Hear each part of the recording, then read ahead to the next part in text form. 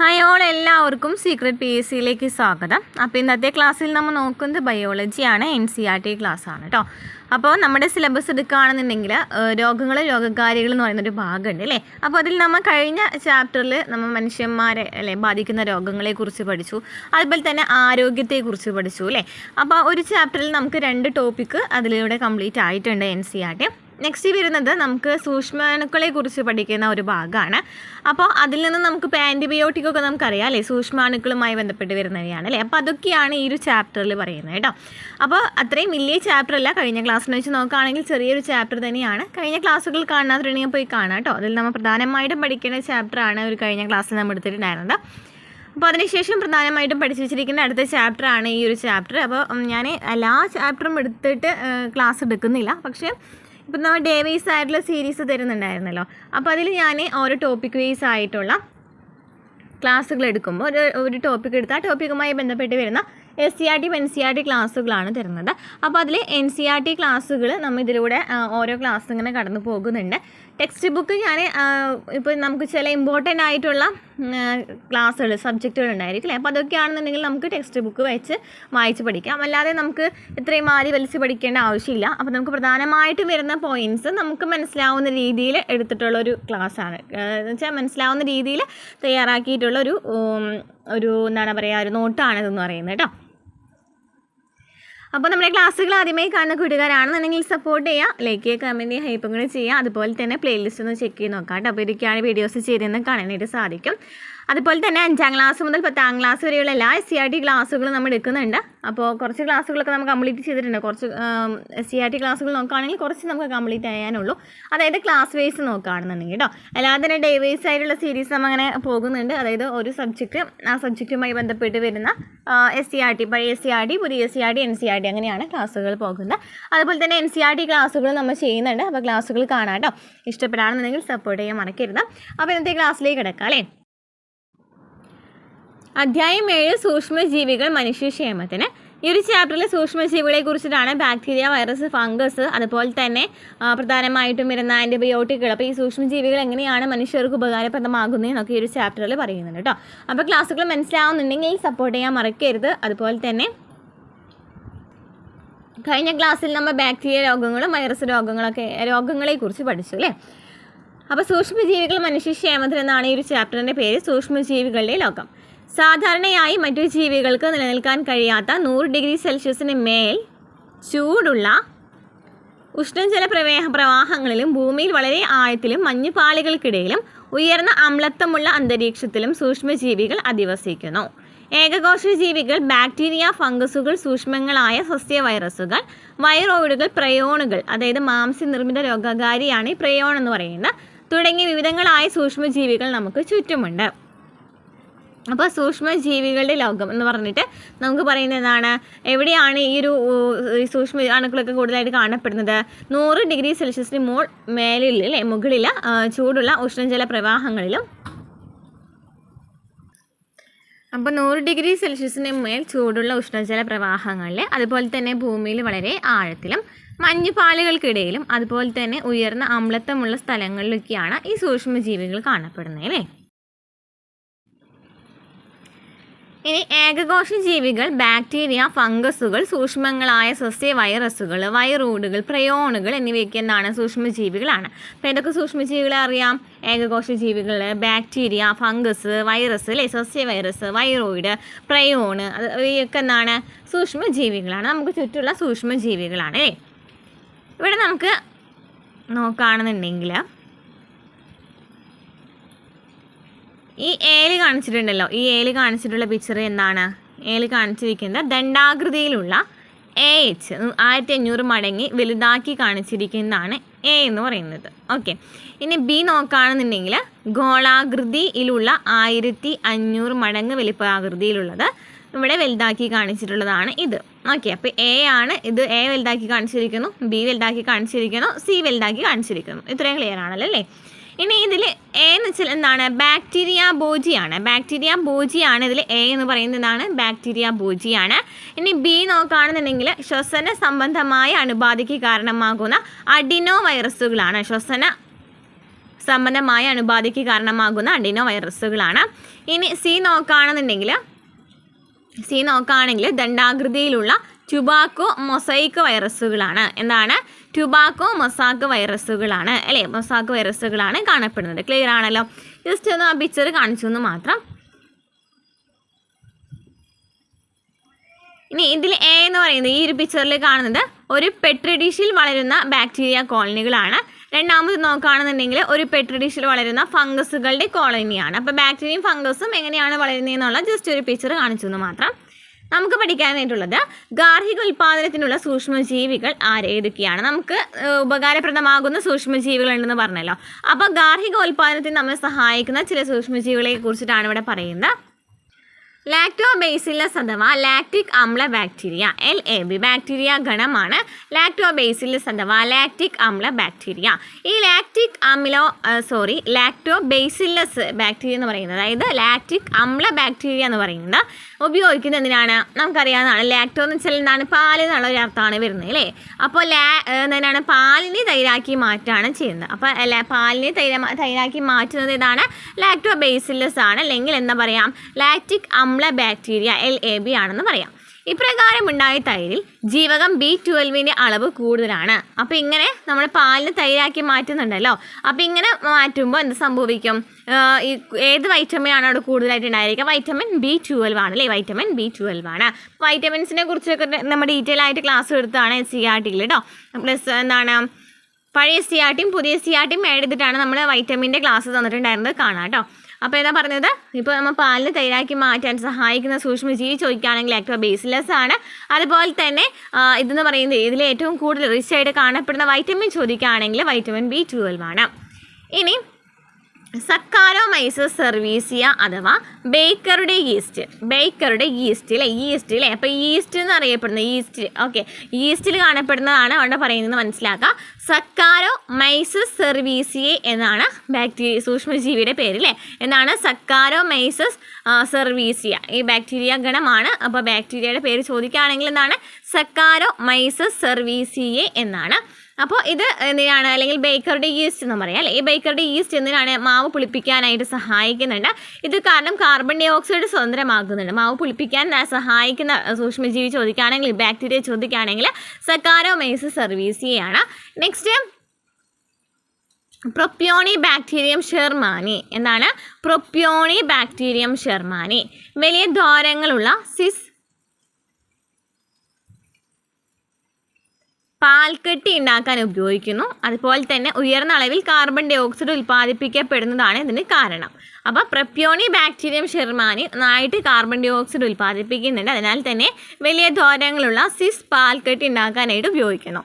Next ഫംഗസുകൾ rock fort പാൽക്കെട്ടി ഉണ്ടാക്കാൻ ഉപയോഗിക്കുന്നു. Rock fort പാൽക്കെട്ടി ഉണ്ടാക്കാനായിട്ടാണ് ഉപയോഗിക്കുന്നത്. അപ്പോൾ പ്രധാനമായിട്ടും നമ്മൾ ഈ കണ്ടയിൽ ഫുൾ എന്താണ്? മാവ് പുളിപ്പിക്കാൻ സഹായിക്കുന്നത് ഒഴിച്ച് ബാക്കിയൊക്കെ എന്താണ്? പാലുമായി ബന്ധപ്പെട്ട് വരുന്നതാണ് അല്ലേ.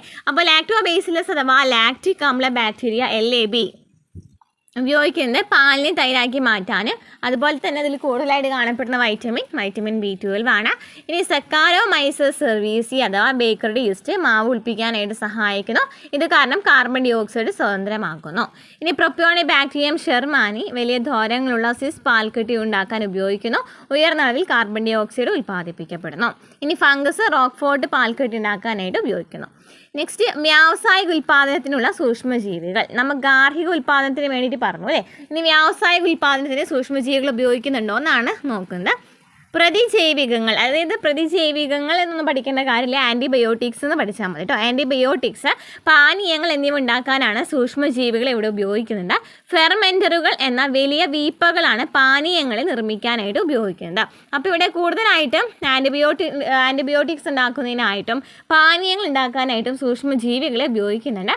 ഫെർമെൻറ്ററുകൾ എന്ന വലിയ വീപ്പകളാണ് ഈ പാനീയങ്ങൾ ഉണ്ടാക്കാനായിട്ട് നിർമ്മിക്കാനായിട്ട് ഉപയോഗിക്കുന്നത്. അപ്പോൾ ഫെർമെൻറ്റർ ഏതാണെന്ന് കാണിച്ചിട്ടുണ്ട്. ഇതാണ് ഫെർമെൻറ്റർ, ഇതാണ് ഫെർമെൻറ്റേഷൻ പ്ലാന്റ്. ഓക്കെ, ഫെർമെൻറ്ററിലാണ് ഈ പാനീയങ്ങളൊക്കെ ഉണ്ടാക്കുന്നതെന്ന് പറഞ്ഞു. ഫെർമെൻറ്റേഷൻ പ്ലാന്റും നമ്മൾ കണ്ടു അല്ലേ. Wine, beer, whisky, brandy, rum rum തുടങ്ങിയ പാനീയങ്ങൾ പുളിപ്പിച്ചുണ്ടാക്കുന്നവയാണ്. അതിനായി ഈസ്റ്റിനെ പ്രയോജനപ്പെടുത്തുന്നു. അപ്പം ഈസ്റ്റ് പ്രയോജനപ്പെടുത്തുന്ന വ്യാവസായിക ഉൽപ്പാദനത്തിന് എങ്ങനെയാണ് നോക്കിയൊക്കെ, വൈന്, ബിയർ, അതുപോലെ വിസ്കി, ബ്രാൻഡി, റം തുടങ്ങിയ പാനീയങ്ങൾ പുളിപ്പിച്ചുണ്ടാക്കുന്നതിനായിട്ടാണ് ഈസ്റ്റിനെ ഇവിടെ പ്രയോജനപ്പെടുത്തുന്നത്.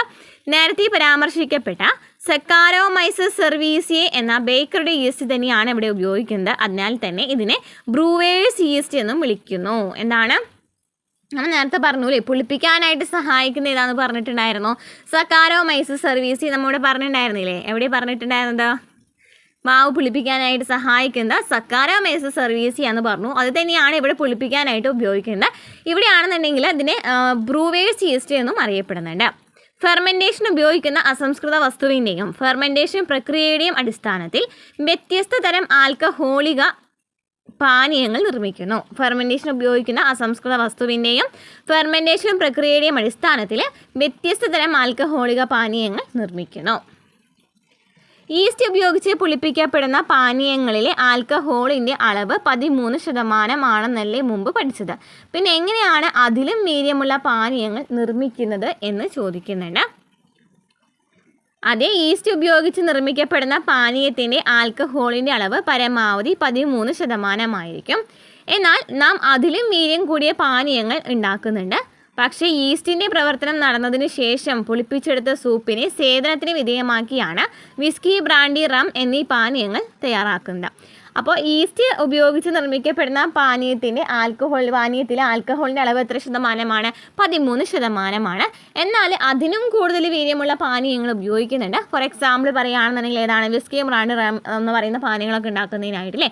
ഇവിടെ എന്ത് സംഭവിക്കണമെന്ന് വെച്ചാൽ ഈസ്റ്റിൻ്റെ പ്രവർത്തനം നടക്കുന്നുണ്ട്. 13% എന്താണ് ഈ ഒരു ഈസ്റ്റിൻ്റെ പ്രവർത്തനം നടന്നതിനാണ് 13% ആൽക്കഹോളായിട്ട് മാറിയെന്ന് പറഞ്ഞു അല്ലേ. ആൽക്കഹോളിൻ്റെ അളവാണ് പരമാവധി 13% പറഞ്ഞു. അതിനുശേഷം ഇതെന്ത് ചെയ്യുന്നുണ്ട്, ഈ പുളിപ്പിച്ചെടുത്ത സൂപ്പിനെ സ്വേദനത്തിന് വിധേയമാക്കുന്നുണ്ട്. അങ്ങനെയാണ് ഈ ഒരു പാനീയങ്ങളൊക്കെ നിർമ്മിക്കേണ്ടത്. അതിനാൽ തന്നെ അതിലെ ആൽക്കഹോളിൻ്റെ അംശം വർദ്ധിക്കുന്നു. എന്നാൽ വീഞ്ഞ്, ബിയർ എന്നിവ സ്വേദനത്തിന് വിധേയമാക്കപ്പെടുന്നില്ല. അതിനാൽ തന്നെ അവയിൽ ആൽക്കഹോളിൻ്റെ അളവ് താരതമ്യേന കുറവായിരിക്കും. അപ്പോൾ ആൽക്കഹോളിൻ്റെ അളവ് കൂടണം എന്നുണ്ടെങ്കിൽ ഈസ്റ്റിൻ്റെ പ്രവർത്തനത്തിന് ശേഷം എന്ത് ചെയ്യുന്നുണ്ട് ഇവിടെ, അതായത് പുളിപ്പിച്ചതിന് ശേഷം ഇവിടെ സ്വേദനത്തിലും കൂടെ എന്താണ് ആ ഒരു പ്രക്രിയ കൂടെ അവിടെ നടക്കുന്നുണ്ട് അല്ലേ. അപ്പോൾ അതിനാലാണ് അവിടെ എന്താ പറയുന്നത്, വീര്യം കൂടിയിട്ടുള്ള ഈ ഒരു ബ്രാൻഡി പിന്നെ എന്തൊക്കെയാണ് റമ്മും വിസ്കിയും ഒക്കെ ഉണ്ടാക്കാനായിട്ട് പറ്റുന്നത്. ഇനി നേരെ മറിച്ച് നമുക്ക് ഈ ഒരു ആൽക്കഹോളിൻ്റെ അളവ് കുറവുള്ളതാണ് ഇതൊക്കെ വീഞ്ഞും ബിയറൊക്കെ. അപ്പോൾ അതിലാണെന്നുണ്ടെങ്കിൽ ഈ ഒരു രണ്ടാമത്തെ പ്രോസസ്സ്, അതായത് സ്വേദനം നടക്കുന്നില്ല. ഓക്കെ, ക്ലിയർ ആണല്ലോ അല്ലേ. നെക്സ്റ്റ് ആൻറ്റിബയോട്ടിക്കുകൾ നമുക്കറിയാവുന്ന കാര്യമാണ് അല്ലേ. രോഗമുണ്ടാക്കുന്ന ചില സൂക്ഷ്മജീവികളെ നശിപ്പിക്കാൻ മറ്റു സൂക്ഷ്മജീവികളിൽ നിന്നും വേർതിരിച്ചെടുക്കുന്ന രാസവസ്തുക്കളാണ് ആൻറ്റിബയോട്ടിക്കുകൾ. അപ്പോൾ ആൻറ്റിബയോട്ടിക് എന്ന് വെച്ചാൽ നമുക്ക് രോഗമുണ്ടാക്കുന്ന സൂക്ഷ്മജീവികളെ നശിപ്പിക്കാനായിട്ട് വേറെ സൂക്ഷ്മജീവികളിൽ നിന്നും വേർതിരിച്ചെടുക്കുന്ന രാസവസ്തുക്കളെയാണ് ആൻറ്റിബയോട്ടിക്കുകൾ എന്ന് പറയപ്പെടുന്നത്. പെനിസിലിയം നൊട്ടേറ്റം എന്ന സൂക്ഷ്മജീവിയിൽ നിന്നും വേർതിരിച്ചെടുത്ത പെൻസിലിനാണ് ആദ്യത്തെ ആൻറ്റിബയോട്ടിക്. അപ്പോൾ ആദ്യത്തെ ആൻറ്റിബയോട്ടിക് ഏതാണ്? പെൻസിലിനാണ്. പെൻസിലിൻ വേർതിരിച്ചെടുത്ത ഏതിൽ നിന്നാണ്? പെൻസിലിയം നൊട്ടേറ്റം എന്ന് പറയുന്ന സൂക്ഷ്മജീവിയിൽ നിന്നാണ്. പെൻസിലിയം നൊട്ടേറ്റം വളർന്നിരുന്ന കൾച്ചർ പ്ലേറ്റിൽ സ്റ്റാഫിലോകോക്കസ് ബാക്ടീരിയയ്ക്ക് വളരാൻ സാധിക്കില്ല എന്ന കാര്യം അലക്സാണ്ടർ ഫ്ലെമിംഗ് മനസ്സിലാക്കി. അപ്പോൾ എന്താ പറയുന്നത്, പെനിസിലിയം നൊട്ടേറ്റം വളർന്നിരുന്ന കൾച്ചർ പ്ലേറ്റിൽ സ്റ്റാഫിലോകോക്കസ് ബാക്ടീരിയയ്ക്ക് വളരാൻ സാധിക്കില്ല എന്ന് ആർക്ക് മനസ്സിലായി? ഫ്ലെമിങ്ങിന് മനസ്സിലായി. പിന്നീട് അത് പെനിസിലിൻ എന്ന രാസവസ്തു മൂലമാണ് അങ്ങനെ സംഭവിച്ചതെന്ന് അദ്ദേഹം മനസ്സിലാക്കി. അപ്പോൾ ഇവിടെ പഠിച്ചു വെക്കേണ്ടത് എന്താണ്, രോഗമുണ്ടാക്കുന്ന ചില സൂക്ഷ്മജീവികളെ നശിപ്പിക്കുന്നതിനായിട്ട് മറ്റു സൂക്ഷ്മജീവികളിൽ നിന്നും വേർതിരിച്ചെടുക്കുന്ന രാസവസ്തുക്കളെയാണ് ആൻറ്റിബയോട്ടിക്കുകൾ എന്നറിയപ്പെടുന്നത്. പെനിസിലിൻ നൊട്ടേറ്റം എന്ന് പറയുന്ന സൂക്ഷ്മജീവിയിൽ നിന്നും വേർതിരിച്ചെടുത്ത പെൻസിലിനാണ് ആദ്യത്തെ ആൻറ്റിബയോട്ടിക്. പെനിസിലിയം നൊട്ടേറ്റം വളർന്നിരുന്ന കൾച്ചർ പ്ലേറ്റിൽ സ്റ്റാഫിലോകോക്കസ് വളർന്നില്ല എന്ന് മനസ്സിലായി. അങ്ങനെയാണ് ഈ ഒരു രാസവസ്തു മൂലമാണ് ഇങ്ങനെ സംഭവിച്ചതെന്ന് അദ്ദേഹം മനസ്സിലാക്കി ഫ്ലെമിംഗ് അല്ലേ. ഇനി വ്യാവസായിക ഉപയോഗത്തിനായി പെൻസിലിൻ വികസിപ്പിച്ചത് ചെയിനും ഫ്ലോറിയുമാണ്. അപ്പം വ്യാവസായിക ഉപയോഗത്തിനായിട്ട് ഈ പെൻസിലിൻ വികസിപ്പിച്ചത് ആരാണ്? ചെയിനും ഫ്ലോറിനും അല്ലേ. ചെയിനും ഫ്ലോറിയാണ്. ഫ്ലെമിംഗ്, ചെയിൻ, ഫ്ലോറി എന്നിവർക്ക് ഈ ബൃഹത്തായ കണ്ടുപിടുത്തത്തിന് 1945 നോബൽ സമ്മാനം നൽകിയിട്ടുണ്ടായിരുന്നു. പ്ലേഗ്, വില്ലൻ ചുമ, കുതിരസന്നി അതായത് ടെറ്റനസ്, കുഷ്ഠം എന്നിവയെ ചികിത്സിക്കാൻ ഇപ്പോൾ ആൻറ്റിബയോട്ടിക്കുകളാണ് പ്രയോജനപ്പെടുത്തുന്നത്. അപ്പോൾ നമുക്കറിയാം പ്ലേഗ്, വില്ലൻ ചുമ, കുതിരസന്നി അതായത് ടെറ്റനസ്, കുഷ്ഠം എന്നിവയൊക്കെ ചികിത്സിക്കുന്നതിനായിട്ട് ആൻറ്റിബയോട്ടിക് പ്രയോജനപ്പെടുത്തുന്നുണ്ട് അല്ലേ. അപ്പോൾ ആദ്യത്തെ ആൻറ്റിബയോട്ടിക് പെൻസിലിൻ ആണ്. കണ്ടെത്തി ചോദിക്കുകയാണെങ്കിൽ ഫ്ലെമിംഗ് ആണ്. എന്നാൽ വ്യാവസായികമായിട്ട് കണ്ടുപിടിച്ച് ചോദിക്കുകയാണെങ്കിൽ ഫ്ലെമിങ്ങും ചെയിനും ഫ്ലോറിയാണ്. അപ്പോൾ ഇവർ 3 പേരാണ് അത് കണ്ടെത്തിയത്. അതിനാൽ തന്നെ 1945 നോബൽ സമ്മാനം നൽകിയിട്ടുണ്ടായിരുന്നു. നെക്സ്റ്റ് രാസവസ്തുക്കൾ, രാസാഗ്നികൾ, മറ്റു ജൈവ സക്രിയ തന്മാത്രകൾ. രാസവസ്തുക്കൾ, രാസാഗ്നികൾ, മറ്റു ജൈവ സക്രിയ തന്മാത്രകൾ. ഓർഗാനിക് അമ്ലങ്ങൾ, ആൽക്കഹോളുകൾ, രാസാഗ്നികൾ തുടങ്ങിയ രാസവസ്തുക്കളുടെ വ്യാവസായിക വാണിജ്യോൽപാദനത്തിനും സൂക്ഷ്മജീവികൾ ഉപയോഗപ്പെടുത്തുന്നുണ്ട്. എന്താണ് പറയുന്നത്? ആൽക്കഹോളുകൾ, രാസാഗ്നികൾ, രാസവസ്തുക്കളുടെ വ്യാവസായിക വാണിജ്യോൽപാദനത്തിലൊക്കെ സൂക്ഷ്മജീവികൾ ഉപയോഗപ്പെടുത്തുന്നുണ്ട്. അതായത് നോക്കുകയാണെന്നുണ്ടെങ്കിൽ സിട്രിക് അമ്ലം, സിട്രിക് ആസിഡ് അല്ലേ, സിട്രിക് ആസിഡ് തയ്യാറാക്കുന്നതിനായിട്ട് അല്ലെങ്കിൽ ഈ രാസവസ്തു ഉപയോഗിക്കുന്ന സൂക്ഷ്മജീവി ചോദിക്കുകയാണെങ്കിൽ ഏതാണ്? ആസ്പെർജില്ലസ് നേഗർ ആണ്. Aspergillus niger. ഇനി അസറ്റോബാക്ടർ അസറ്റി ആണെന്നുണ്ടെങ്കിലോ? അസറ്റോബാക്ടർ അസറ്റി അസറ്റിക് ആസിഡ് ഉണ്ടാക്കുന്നതിനായിട്ട്. Clostridium butylicum, Clostridium butylicum butyric ആസിഡിന്. ലാക്ടോബേസിലസ് നമ്മൾ പറഞ്ഞു, ലാക്റ്റിക് ആസിഡ്. ലിപ്പേസുകൾ ഡിറ്റർജൻറ്റുകളിൽ ഉപയോഗിക്കുന്നുണ്ട് അല്ലെ. ലിപ്പേസുകൾ എന്ന് വെച്ചാൽ ഡിറ്റർജൻറ്റുകളിൽ ഉപയോഗിക്കുന്നു. Lactobacillus lactic acid, Clostridium butylicum butyric acid, Acetobacter aceti acetic acid, Aspergillus niger citric acid. Okay. Streptococcus bacteria, streptokinase. എന്താണ് സെപ്റ്റോകൈനേസ്? രോഗികളിലെ രക്തക്കുഴലുകളിലെ രക്തക്കട്ടകൾ നീക്കം ചെയ്യാനായിട്ടാണ് സെപ്റ്റോകൈനേസ് ഉപയോഗിക്കുന്നത്. ഇതിനെ ക്ലോട്ട് ബസ്റ്റർ എന്ന പേരിൽ അറിയപ്പെടുന്നുണ്ട്. എന്താണ്? ക്ലോട്ട് ബസ്റ്റർ എന്ന പേരിലും അറിയപ്പെടുന്നുണ്ട്. അപ്പോൾ സെപ്റ്റോകൈനേസ് രോഗികളിലെ രക്തക്കുഴലുകളിലെ രക്തക്കട്ടകൾ നീക്കം ചെയ്യാനായിട്ടാണ് ഉപയോഗിക്കുന്നത്. ഇതിനെ ക്ലോട്ട് ബസ്റ്റർ എന്ന പേരിലും അറിയപ്പെടുന്നുണ്ട്. ഇനി ട്രൈക്കോഡെർമ പോളിസ്പോറം, സൈക്ലോസ്പോറിൻ ഇതൊരു പ്രതിരോധ വിമർദ്ദകമാണ്. ഇനി ട്രൈക്കോഡെർമ പോളിസ്പോറം, സൈക്ലോസ്പോറിൻ ഇതൊരു പ്രതിരോധ വിമർദ്ദകമാണ്. വിമർദ്ദകം എന്ന് വെച്ചാൽ ഇമ്മ്യൂണോ സപ്രസൻ്റ് ആണ്.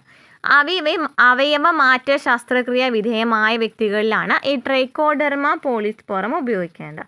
അവയവ മാറ്റ ശസ്ത്രക്രിയ വിധേയമായ വ്യക്തികളിലാണ് ഈ സൈക്ലോസ്പോറിൻ ഉപയോഗിക്കുന്നത്. സൈക്ലോസ്പോറിൻ ഇത് പറഞ്ഞു എന്താണ്? ട്രൈക്കോഡെർമ പോളിസ്പോർ ആണുള്ളത്. ഇനി എന്താണ്? മൊണാസ്കസ് അല്ലേ, മൊണാസ്കസ് പെർപ്യൂരിയസ്. മൊണാസ്കസ് ഈസ്റ്റ് ആണ് പറയുന്നത്. എന്താണ്? സ്റ്റാറ്റിനുകൾ, രക്തത്തിലെ കൊളസ്ട്രോളിൻ്റെ അളവ് കുറയ്ക്കുന്നതിനായിട്ട് സ്റ്റാറ്റിനുകൾ എന്ന് പറഞ്ഞാൽ എന്താണ്? രക്തത്തിലെ കൊളസ്ട്രോളിൻ്റെ അളവ് കുറയ്ക്കുന്നതാണ് സ്റ്റാറ്റിനുകൾ. അപ്പോൾ ഇതിനെ നോക്കുകയാണെന്നുണ്ടെങ്കിൽ ഇതാണ് മൊണാസ്കസ് പെർപ്യൂരിയസ്, അതായത് ഈസ്റ്റ് ആണെന്ന് മനസ്സിലായി അല്ലേ.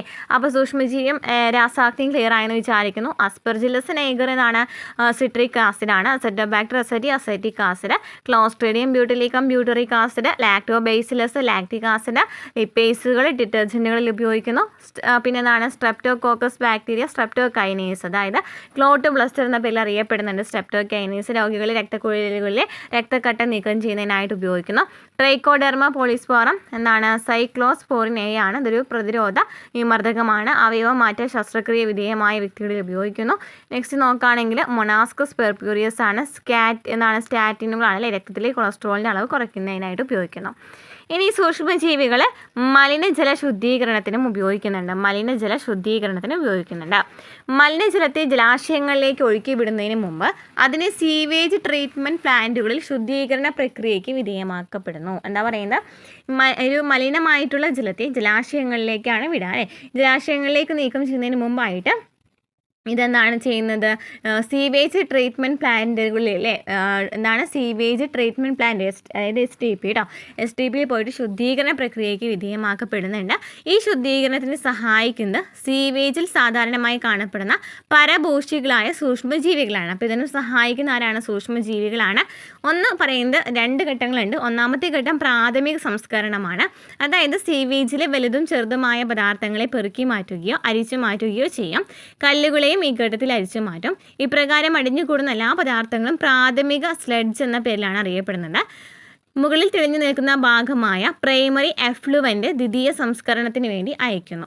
അപ്പോൾ എന്താ പറയുന്നത്, സീവേജിൽ വലുതും അതുപോലെ തന്നെ ചെറുതുമായ പദാർത്ഥങ്ങളെ പെറുക്കി മാറ്റപ്പെടുന്നുണ്ട്, അതുപോലെ തന്നെ അരിച്ചു മാറ്റുന്നുണ്ട്, അങ്ങനെ ചെയ്യുന്നുണ്ട്. അതുപോലെ തന്നെ കല്ലുകളൊക്കെ നീക്കം ചെയ്യുന്നു എന്ന് പറഞ്ഞു. അങ്ങനെ തെളിഞ്ഞ് കിട്ടുന്ന ഒരു വെള്ളമുണ്ടല്ലോ, അതായത് മുകളിൽ അതുപോലെ അടിഞ്ഞു കൂടുന്ന എല്ലാ പദാർത്ഥങ്ങളും, ഇങ്ങനെ അടിഞ്ഞു കൂടുന്ന പദാർത്ഥങ്ങളൊക്കെ എന്താണ് പ്രാഥമിക സ്ലഡ്ജ് എന്ന പേരിലാണ് അറിയപ്പെടുന്നത്. ഇങ്ങനെ മുകളിൽ തെളിഞ്ഞു നിൽക്കുന്ന ഭാഗമായിട്ടുള്ള ഈ ഒരു ഇതാണ് വീണ്ടും അതായത് മുകളിൽ തെളിഞ്ഞു നിൽക്കുന്ന ഭാഗം എന്ന് വെച്ചാൽ പ്രൈമറി എഫ്ലുവൻ്റ് ആണ്. ഈ പ്രൈമറി എഫ്ലുവൻ്റ് ദ്വിതീയ സംസ്കരണത്തിന് വേണ്ടിയിട്ട് അയക്കുന്നുണ്ട്. അപ്പോൾ എന്താ പറഞ്ഞത്, പ്രാഥമിക സംസ്കരണം എന്ന് പറയുന്നൊരു ഘട്ടമുണ്ട്. ആ ഘട്ടത്തിൽ നോക്കുകയാണെങ്കിൽ ഈ കല്ലുകളും അതുപോലെ തന്നെ ചെറിയ പദാർത്ഥങ്ങളൊക്കെ അരിച്ചു മാറ്റി പെറുക്കി മാറ്റമൊക്കെ ചെയ്യപ്പെടും. ഇങ്ങനെയുള്ള പദാർത്ഥങ്ങൾ അല്ലെങ്കിൽ ഇങ്ങനെയുള്ള പദാർത്ഥങ്ങളെയാണ് പ്രാഥമിക സ്ലഡ്ജ് എന്ന പേരിൽ അറിയപ്പെടുന്നത്. അതിനുശേഷം ഉണ്ടാകുന്നതാണ് പ്രൈമറി എഫ്ലുവൻ്റ്. ഈ പ്രൈമറി എഫ്ലുവൻ്റ് ആണ് ദ്വിതീയ സംസ്കരണത്തിന് വേണ്ടിയിട്ട് അയക്കുന്നത്. ഇനി ദ്വിതീയ സംസ്കരണം അല്ലെങ്കിൽ സെക്കൻഡറി ട്രീറ്റ്മെൻറ്റ് എന്ന് വെച്ചാൽ പ്രൈമറി എഫ്ലുവൻറ്റിനെ വായു സഞ്ചാരമുള്ള ടാങ്കുകളിൽ കടത്തിവിട്ട് തുടർച്ചയായിട്ട് ഇളക്കി ഇതിലേക്ക് വായു പമ്പ് ചെയ്യും. അതിനുശേഷം വായു പമ്പ് ചെയ്യും. ഇപ്രകാരം ചെയ്യുന്നത് വായു സൂക്ഷ്മജീവികൾ, അതായത് എയറോബിക് മൈക്രോബ്സ് ഉണ്ട്. ഈ എയറോബിക് മൈക്രോബ്സ് വളർച്ചയ്ക്ക് സഹായകമാണ്. ഇങ്ങനെ വായു കടത്തി വിടുമ്പോൾ എയറോബിക് സൂക്ഷ്മജീവികൾക്ക് ഇത് സഹായിക്കുന്നുണ്ട്.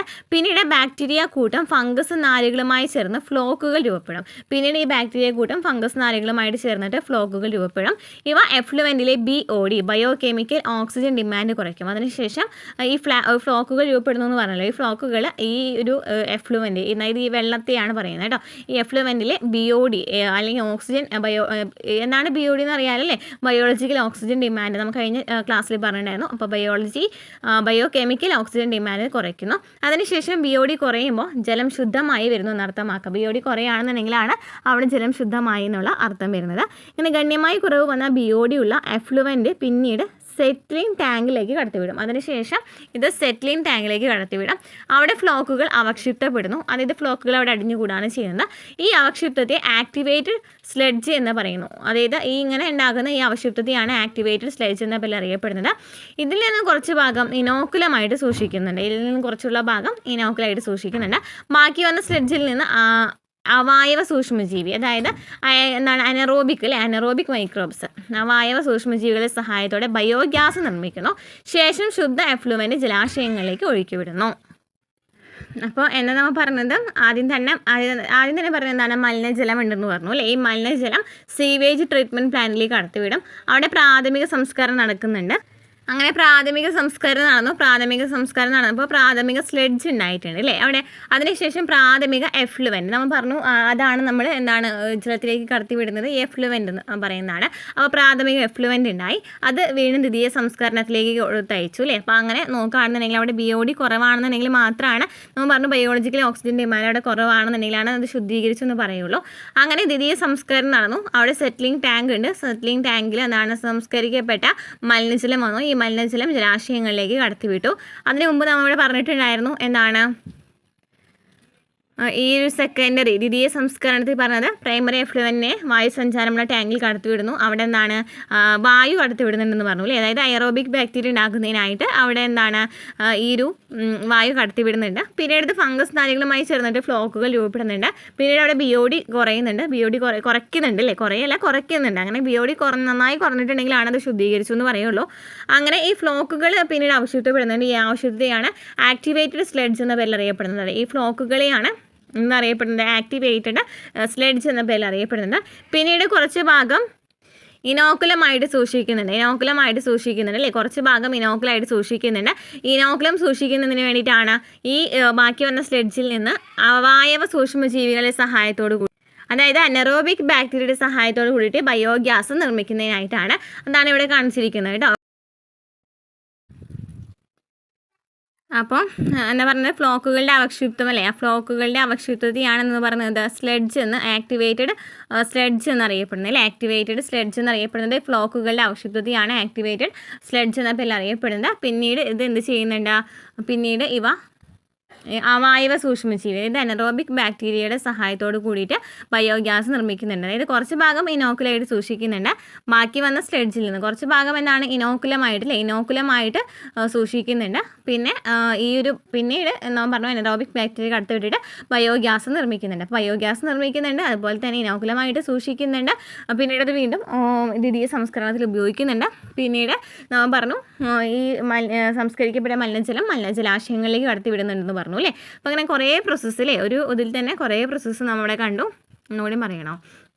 പ്രാഥമിക സംസ്കരണം വെച്ചാൽ GST കല്ലുകളൊക്കെ അരിച്ച് മാറ്റുക, അങ്ങനെ തന്നെ പെറുക്കി മാറ്റുക, കല്ലുകളൊക്കെ മാറ്റി വയ്ക്കുക, അങ്ങനത്തെ കാര്യങ്ങളൊക്കെയാണ് ഈ പ്രാഥമിക സംസ്കരണത്തിൽ വരുന്നത്. അപ്പോൾ അങ്ങനത്തെ ആ പദാർത്ഥങ്ങൾ പ്രാഥമിക സ്ലെഡ്ജ് എന്നറിയപ്പെടും. അങ്ങനെ കിട്ടുന്നതിനാണ് പ്രൈമറി എഫ്ലുവൻ എന്നറിയപ്പെടുന്നത്. ഈ പ്രൈമറി എഫ്ലുവൻ എന്ത് ചെയ്യും? ഈ ഒരു വായു സഞ്ചാരമുള്ള ടാങ്കുകൾ, അതായത് അവിടെ എയറോബിക് ബാക്ടീരിയയാണ് പ്രവർത്തിക്കുന്നതെന്ന് പറഞ്ഞു, അതിലിങ്ങനെ വായുവൊക്കെ കടത്തി വിടുന്നുണ്ട്. അതിനുശേഷം ഈ ഒരു ബാക്ടീരിയയൊക്കെ വന്നു, അത് നന്നായിട്ട് വളർന്നു അല്ലേ, ബാക്ടീരിയയൊക്കെ വളർന്നു. അതിനുശേഷം ഫംഗസ് നാരുകളുമായിട്ട് ചേർന്നിട്ടാണ് ഈ ഫ്ലോക്കുകൾ രൂപപ്പെടുന്നത്. പിന്നീട് അവിടെ BOD കുറയ്ക്കുന്നുണ്ട്. BOD നന്നായിട്ട് കുറയുകയാണെന്നുണ്ടെങ്കിൽ അത് എന്താണെന്ന് ആ ജലം ശുദ്ധമായി എന്ന് നമുക്ക് മനസ്സിലാക്കാൻ പറ്റും. അതിനുശേഷം പിന്നീട് വന്നിട്ടുള്ള ഈ എഫ്ലുവൻ്റ് ഇങ്ങനെ പിന്നീട് ഈ BOD ഉള്ള എഫ്ലുവൻ്റ് പിന്നീട് സെറ്റിലിംഗ് ടാങ്കിലേക്ക് കടത്തി വിടുന്നു എന്ന് പറഞ്ഞല്ലോ. അതിനുശേഷം ഫ്ലോക്കുകൾ ഉണ്ടാക്കുന്നുണ്ട്. ഈ ഫ്ലോക്കുകളിൽ ഇത് ആവശ്യപ്തതയാണെന്ന് അറിയപ്പെടുന്നത് ആക്ടിവേറ്റഡ് സ്ലെഡ്ജ് എന്ന് അറിയപ്പെടുന്നത്. അതിനുശേഷം നമ്മൾ പറഞ്ഞു കുറച്ച് ഭാഗം ഇനോക്കുലമായിട്ട് സൂക്ഷിക്കുന്നു, കുറച്ച് ഭാഗം ബയോഗ്യാസ് നിർമ്മിക്കുന്നതിനായിട്ട് ഉപയോഗിക്കുന്നുണ്ട്. അതിൽ നമ്മൾ അനറോബിക് ബാക്ടീരിയ ഉപയോഗിക്കുന്നുണ്ട് പറഞ്ഞു അല്ലേ. അതിനുശേഷം ഈ ശുദ്ധമായിട്ടുള്ള ഈ എഫ്ലുവൻ്റ് അല്ലേ, ഈ സംസ്കരിക്കപ്പെട്ട മലിനജലം പിന്നീട് ജലാശയങ്ങളിലേക്ക് കടത്തിവിടുകയാണ് ചെയ്യുന്നത്. ഭാരതത്തിൽ എല്ലായിടത്തും ഇപ്രകാരം മലിനജല സംസ്കരണ പ്ലാന്റുകൾ ഇല്ല എന്നത് ഒരു സത്യം തന്നെയാണ്. മിക്കയിടങ്ങളിലും മലിനജലത്തെ നേരിട്ട് ജലാശയങ്ങളിലേക്ക് ഒഴുക്കുകയാണ് പതിവ്. എന്നാൽ നമ്മുടെ രാജ്യത്തെ പ്രധാന നദികളെ മലിനീകരണത്തിൽ നിന്നും രക്ഷിക്കുന്നതിനായിട്ട് കേന്ദ്ര പരിസ്ഥിതി വന മന്ത്രാലയം ഗംഗാ പ്രവർത്തന പദ്ധതി, യമുന ശുചീകരണ പദ്ധതി ഗംഗാ നമാമി പദ്ധതിയൊക്കെ നടപ്പിലാക്കിയിട്ടുണ്ട്. ഇനി സൂക്ഷ്മജീവികൾ ബയോഗ്യാസ് ഉൽപ്പാദനത്തിന് നമ്മൾ നേരത്തെ പറഞ്ഞു ബയോഗ്യാസ് ഉണ്ടാക്കുന്നതിനായിട്ട് ഈ ഒരു പ്രക്രിയയിൽ, അതായത് രണ്ടാമത്തെ പ്രക്രിയയിൽ നമ്മൾ ബയോഗ്യാസ് നിർമ്മിക്കാനായിട്ട് ഉപയോഗിക്കുന്നു എന്ന് പറഞ്ഞു അല്ലേ. അപ്പോൾ എങ്ങനെയാണിത് നിർമ്മിക്കണമെന്നാണ് പറയുന്നത്. സെല്ലുലോസ് വസ്തുവിലോ ജൈവവസ്തുവിലോ അവയവമായി വളർന്ന് methane, carbon dioxide, hydrogen എന്നീ വാതകങ്ങൾ പുറന്തള്ളുന്ന ബാക്ടീരിയയാണ് മെത്തനോജനുകൾ എന്ന് അറിയപ്പെടുന്നത്. അതായത് ഇവിടെ പറയുന്നത് സെല്ലുലോസ് വസ്തു അല്ലെങ്കിൽ ജൈവവസ്തുവിലൊക്കെ അവയവമായിട്ട്, അതായത് അനറോബിക്കലായിട്ട് വളർന്നിട്ട്, അതായത് വായുവൊന്നുമില്ല എന്നാണ് ഒരർത്ഥം വരുന്നത് കേട്ടോ. അങ്ങനെ വളർന്ന് മീഥേന്, കാർബൺ ഡൈ ഓക്സൈഡ്, ഹൈഡ്രജൻ എന്നീ വാതകങ്ങൾ പുറന്തള്ളുന്ന ബാക്ടീരിയ എന്നറിയപ്പെടുന്നുണ്ട്, മെത്തനോജനുകൾ എന്നറിയപ്പെടുന്നുണ്ട്. എക്സാമ്പിളാണ് മെത്തനോ ബാക്ടീരിയ ഒക്കെ. ഇത്തരം ബാക്ടീരിയകൾ കന്നുകാലികളുടെ റൂമനിൽ കാണപ്പെടുന്നു. കന്നുകാലികളുടെ റൂമൻ എന്ന് വെച്ചാൽ എന്താ, ആമാശയത്തിൽ ഈ ജന്തുക്കളുടെ അയവിറക്കുന്ന ഭാഗം അല്ലേ, അയവിറക്കുന്ന ഭാഗം നമ്മൾ പഠിച്ചിട്ടുണ്ടായിരുന്നു അല്ലേ. അയവിറക്കുന്ന ഭാഗമാണ്, അല്ലെങ്കിൽ ഇങ്ങനെ സ്റ്റോർ ചെയ്യുന്ന പശുക്കളിലൊക്കെ സ്റ്റോർ ചെയ്യുന്ന ഒരു ഭാഗമാണ് റൂമൻ എന്ന് പറയുന്നത് അല്ലേ. പുതിയ SCERT എടുത്ത് പറയുന്നുണ്ട്. ചാണകത്തിൽ കാണപ്പെടുന്ന ഈ ബാക്ടീരിയകൾ ബയോഗ്യാസ് നിർമ്മാണത്തിൽ സഹായിക്കുന്നുണ്ട്. ഇതിനെ ഗോബർ ഗ്യാസ് എന്ന് വിളിക്കുന്നു. ചാണകത്തിൽ ഈ ബാക്ടീരിയ കാണപ്പെടുന്നുണ്ട്, ഇവ ബയോഗ്യാസ് നിർമ്മാണത്തിന് സഹായിക്കുന്നു. അതിനാൽ തന്നെ ഇതിനെ ഗോബർ ഗ്യാസ് എന്ന് വിളിക്കുന്നു, മെത്തനോജനുകൾ അല്ലേ. അപ്പോൾ എന്താ പറയുന്നത്, സെല്ലുലോസ് വസ്തുവിൽ, ജൈവവസ്തുവിൽ അവയവമായി വളർന്ന് methane, carbon dioxide, hydrogen എന്നീ വാതകങ്ങൾ പുറന്തള്ളുന്ന ബാക്ടീരിയയാണ് മെത്തനോജനുകൾ എന്നറിയപ്പെടുന്നത്. ഈ മെത്തനോജനുകൾ കന്നുകാലികളുടെ റൂമനിൽ കാണപ്പെടുന്നുണ്ട്, അതുപോലെ ചാണകത്തിൽ കാണപ്പെടുന്നുണ്ട് ഈ ബാക്ടീരിയ. അത് ബയോഗ്യാസ് നിർമ്മാണത്തിന് സഹായിക്കുന്നുണ്ട്. ഇതിനെ ഗോബർ ഗ്യാസ് എന്നും വിളിക്കുന്നു. ഇനി നമുക്ക് ബയോഗ്യാസ് പ്ലാന്റിൻ്റെ ഘടന മനസ്സിലാക്കാം. നോക്കിയേ, ഇവിടെ ഒരു 10 മുതൽ 15 അടി താഴ്ചയുള്ള ഒരു വലിയ കോൺക്രീറ്റ് ടാങ്ക് എടുത്തിട്ടുണ്ട് അല്ലേ, ബയോഗ്യാസ് പ്ലാന്റ് ഉണ്ട്.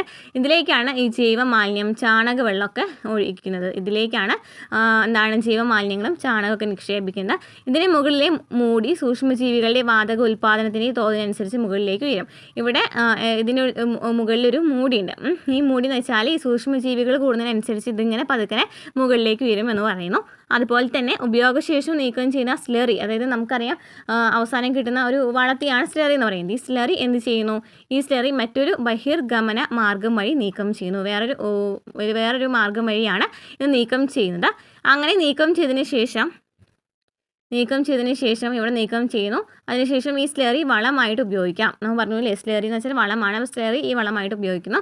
ഇന്ത്യൻ കാർഷിക ഗവേഷണ ഇൻസ്റ്റിറ്റ്യൂട്ടിൻ്റെയും ഖാദി ഗ്രാമ വ്യവസായ കമ്മീഷൻ്റെയും ശ്രമഫലമായാണ് ഇന്ത്യയിൽ ബയോഗ്യാസ് ഉൽപ്പാദന സാങ്കേതികവിദ്യ വികസിപ്പിച്ചെടുത്തത്. അപ്പോൾ ഇതാണ് ബയോഗ്യാസ് പ്ലാന്റ് എന്ന് പറയുന്നത്. നമ്മൾ പറഞ്ഞു ചാണകവെള്ളം അങ്ങനത്തെ പ്രധാനമായിട്ടും വരുന്ന ജൈവമാലിന്യങ്ങളൊക്കെ ഇങ്ങനെ ഇടുന്നുണ്ട്. അതിനുശേഷം ഇതിനുള്ളിലേക്ക് കുറേ സൂക്ഷ്മജീവികളൊക്കെ വിടുമ്പോൾ സൂക്ഷ്മജീവികളെ വാതക ഉൽപ്പാദനത്തിന് തോതിനനുസരിച്ച് ഇത് മുകളിലേക്ക് ഈ മൂടി മുകളിലേക്ക് മുകളിലേക്ക് ഉയരുന്നുണ്ടെന്ന് പറഞ്ഞു.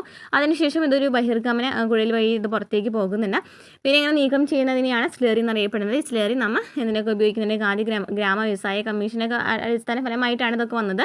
അതുപോലെ തന്നെ ഈ സ്ലറി വളമായിട്ടും ഉപയോഗിക്കുന്നുണ്ട്. ഇന്ത്യൻ കാർഷിക ഗവേഷണ ഇൻസ്റ്റിറ്റ്യൂട്ടിൻ്റെയും അതുപോലെ തന്നെ ആദ്യ ഗ്രാമ വ്യവസായ കമ്മീഷൻ്റെയും ശ്രമഫലമായിട്ടാണ് ഈ ഒരു ബയോഗ്യാസ് പ്ലാന്റ് വന്നതെന്നും പറയുന്നു, വികസിപ്പിച്ചെടുത്തതെന്നും പറയുന്നു. നെക്സ്റ്റ് സൂക്ഷ്മജീവികൾ ജൈവിക നിയന്ത്രണത്തിന്. അപ്പോൾ അതുകൊണ്ട് കഴിഞ്ഞ് നമ്മുടെ ഈ ഒരു ചാപ്റ്റർ കംപ്ലീറ്റ് ആവും. സൂക്ഷ്മജീവികൾ ജൈവിക നിയന്ത്രണത്തിന് ഉപയോഗിക്കുന്നുണ്ട്. കീടനാശിനികൾക്കും കളനാശിനികൾക്കും പകരമായിട്ട് ജൈവിക മാർഗ്ഗങ്ങൾ പ്രയോജനപ്പെടുത്തി സസ്യരോഗങ്ങളെയും കീടങ്ങളെയും പ്രതിരോധിക്കുകയും നിയന്ത്രിക്കുകയും ചെയ്യുന്നതിനെയാണ് ജൈവിക നിയന്ത്രണം എന്ന് പറയുന്നത്. കീടനാശിനികൾക്കും കളനാശിനികൾക്കും പകരമായി ജൈവിക മാർഗ്ഗങ്ങൾ പ്രയോജനപ്പെടുത്തി സസ്യരോഗങ്ങളെയും കീടങ്ങളെയും പ്രതിരോധിക്കുന്നതിന് വേണ്ടിയിട്ടാണ്, അല്ലെങ്കിൽ അങ്ങനെ നിയന്ത്രിക്കുന്ന ഒരു പ്രക്രിയയാണ് ജൈവിക നിയന്ത്രണം എന്ന് അറിയപ്പെടുന്നത്. കീടങ്ങളുടെയും രോഗങ്ങളുടെയും ജൈവിക നിയന്ത്രണം. കാർഷിക രംഗത്ത് രാസവസ്തുക്കൾ ഉപയോഗിച്ചുള്ള കീടനിയന്ത്രണത്തേക്കാൾ ഇരപിടിയന്മാരെ ഉപയോഗിച്ചുള്ള കീടനിയന്ത്രണമാണ് അഭികാമ്യം. കാർഷിക രംഗത്ത് രാസവസ്തുക്കൾ ഉപയോഗിച്ചിട്ടുള്ള കീടനിയന്ത്രണത്തെക്കാളും കൂടുതൽ ഇങ്ങനെ ഇരപിടിയന്മാരെ ഉപയോഗിച്ചിട്ടുള്ള കീടനിയന്ത്രണമാണ് കൂടുതൽ അഭികാമ്യം എന്ന് പറയുന്നു. കീടനാശിനികൾ ഉപയോഗിക്കുമ്പോൾ കീടങ്ങളുടെ നാശം സംഭവിക്കുന്നതിനൊപ്പം അതിൽ പരാതനം നടത്തുന്ന ജീവികൾക്കും ഇരപിടിയന്മാർക്കും നാശം സംഭവിക്കും. രാസവസ്തുക്കൾ ഉപയോഗിക്കുകയാണെന്നുണ്ടെങ്കിൽ ഇരപിടിയന്മാർക്കും നാശം സംഭവിക്കും, പരാത ജീവനം നടത്തുന്ന ജീവികൾക്കും നാശം സംഭവിക്കും. ഇത് ആ പ്രദേശത്തെ ജൈവ വൈവിധ്യത്തിന് കോട്ടം വരുത്തുന്നു. അതിനാൽ തന്നെ ജൈവിക നിയന്ത്രണം അഭികാമ്യമായ ഒന്നാണെന്ന് മനസ്സിലാക്കാം. താഴെ തന്നിട്ടുള്ള ജൈവിക നിയന്ത്രണ രീതികൾ അനുവർത്തിക്കുന്നത് വഴി ജൈവ വൈവിധ്യ സംരക്ഷണം സാധ്യമാക്കാം. സുന്ദരി വണ്ട്, തുമ്പി എന്നിവയെ കൊതുക് നശീകരണത്തിന് സഹായിക്കുന്നു. കൊതുക് നശീകരണത്തിന് തുമ്പിയും അതുപോലെ തന്നെ സുന്ദരി വണ്ടും സഹായിക്കുന്നുണ്ട്. അതുപോലെ തന്നെ ബേസിലസ് തുരഞ്ചിയൻസിസ് എന്നിവ ചിത്രശലഭങ്ങളുടെ ലാർവകളെ ഫലപ്രദമായി നിയന്ത്രിക്കാൻ സഹായിക്കുന്നു. ലാർവകൾ ഇതിൻ്റെ ജീൻ അടങ്ങുന്ന സസ്യത്തെ ഭക്ഷിക്കുമ്പോൾ വിഷവസ്തുവിൻ്റെ പ്രഭാവം മൂലം ജീവി ചത്തുപോകുന്നു. ഇതിന് എക്സാമ്പിളാണ് പരുത്തി, BT പരുത്തി. അപ്പോൾ എന്താ പറയുന്നത്? ബേസിലസ് തുരഞ്ചിയൻസിസ് BT കോട്ടണിലൊക്കെയാണ് ഉപയോഗിക്കുന്നത്. അതായത് ചിത്രശലഭങ്ങളുടെ ലാർവകളുടെ ഫലപ്രദമായി നിയന്ത്രിക്കാനായിട്ടാണ് ഇവ സഹായിക്കുന്നത്. ലാർവകൾ ഇതിൻ്റെ ജീൻ അടങ്ങുന്ന സസ്യത്തെ ഭക്ഷിക്കുമ്പോൾ ഭക്ഷിക്കുകയാണെന്നുണ്ടെങ്കിൽ വിഷവസ്തുവിൻ്റെ പ്രഭാവം മൂലം ജീവി ചത്തുപോകും. അപ്പോൾ ലാർവകൾ ഇതിനെ ജീൻ അടങ്ങുന്ന സസ്യത്തിൽ തന്നെ ഭക്ഷിക്കുകയാണെന്നുണ്ടെങ്കിൽ ആ ഒരു വിഷവസ്തുവിൻ്റെ പ്രഭാവം മൂലം ജീവി ചത്തുപോകും. അങ്ങനെയാണ്. ഓക്കെ, അപ്പോൾ അതിന് എക്സാമ്പിളാണ് BT പരുത്തി.